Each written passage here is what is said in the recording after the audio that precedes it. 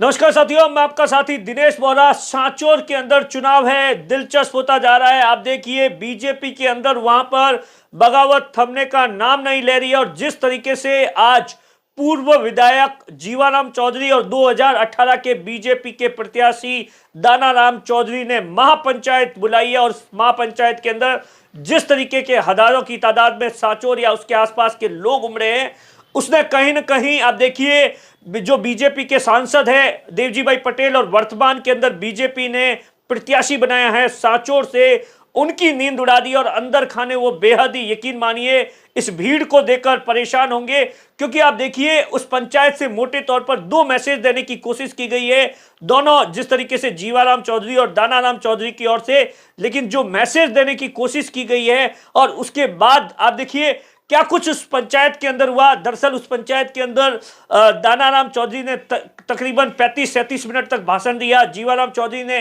काफी देर भाषण दिया और बताया दानाराम चौधरी ने कि किस तरीके से जब हम दोनों टिकट मांग रहे थे तो लगातार देवजी भाई कह रहे थे कोई तीसरा फायदा उठाएगा। मैं इस बात पर यकीन नहीं कर रहा था और आप देखिए दोनों की ओर से जो बड़ा ऐलान, पहला बड़ा ऐलान किया गया है सीधे तौर पर कि टिकट के बाद में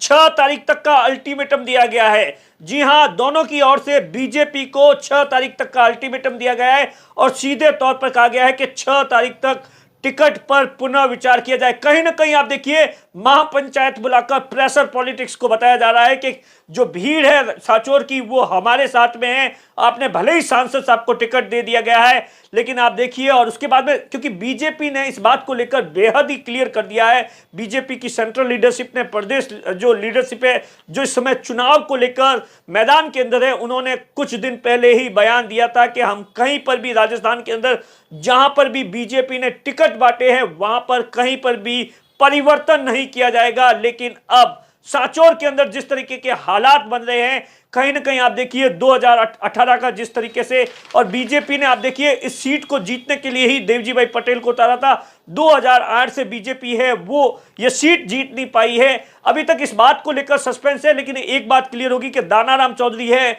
वो इन दोनों में से चुनाव नहीं लड़ेंगे। जीवाराम चौधरी चुनाव लड़ेंगे या नहीं लड़ेंगे, क्योंकि जो टाइमिंग जिस तरीके से 6 तारीख रखी गई है ना, आप देखिए 6 तारीख आखिरी तारीख है, मतलब दोनों ऑप्शन खुले रखे गए हैं। पहला ऑप्शन, अगर बीजेपी इन तमाम चीजों पर विचार करती है तो बीजेपी के साथ में नेगोशिएट किया जाए। अगर ऐसी परिस्थिति नहीं बनती है तो हो सकता है कि 6 तारीख को दोनों में से कोई एक, ज्यादातर जो संभावना है वो जीवाराम चौधरी की लग रही है। हालांकि इस बात को लेकर कुछ भी मंच से अनाउंसमेंट नहीं किया गया, लेकिन जिस तरीके की हालत और सिचुएशन थी उसमें दो टूक तरीके से यही मैसेज देने की कोशिश की गई। दरअसल आप देखिए